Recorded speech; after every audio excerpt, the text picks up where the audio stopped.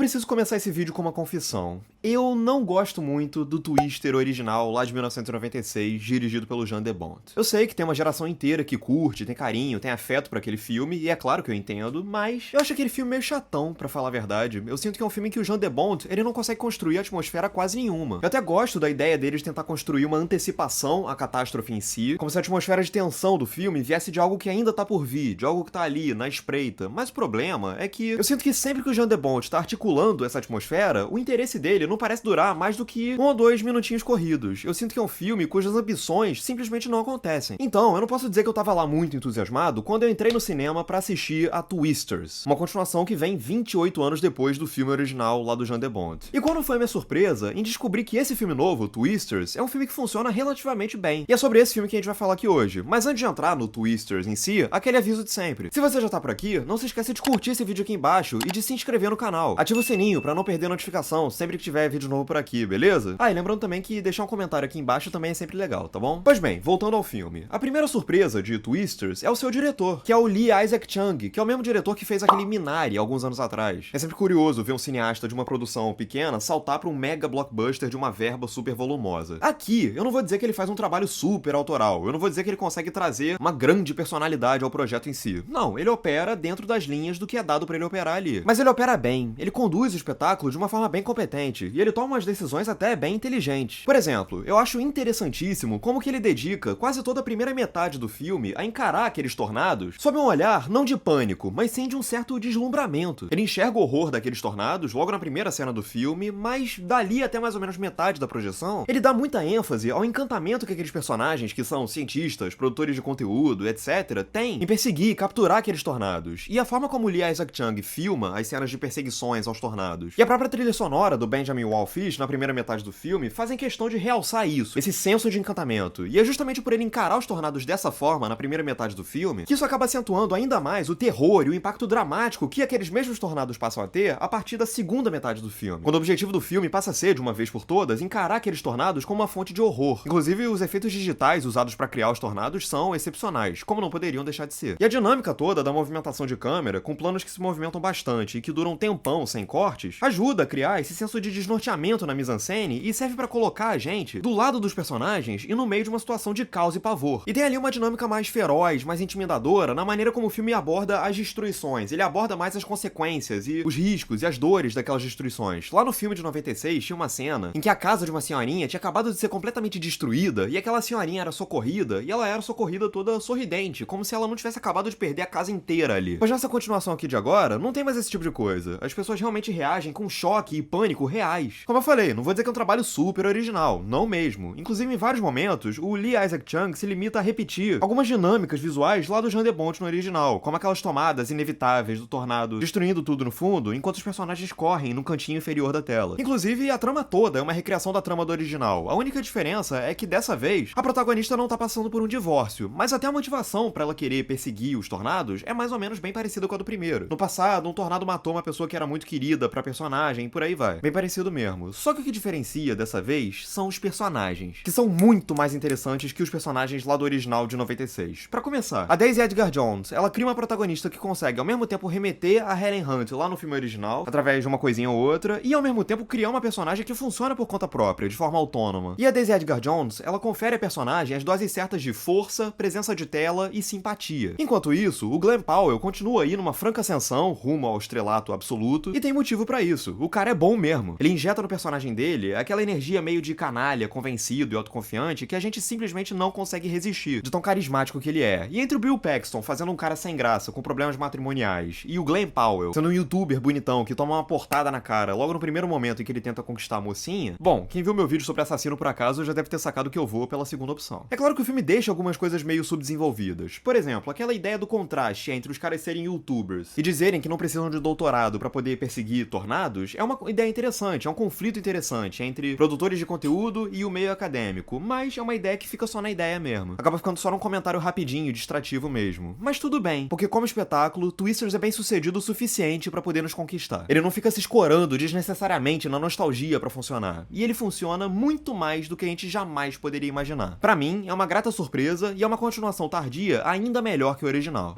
É isso, agora eu quero saber de você, o que você achou de Twisters, diz aqui embaixo nos comentários, curte o vídeo se você gostou, compartilha pros seus amigos, se inscreve no canal, ativa o sininho pra não perder a notificação sempre que tiver vídeo novo por aqui. E é isso, um grande abraço e até a próxima.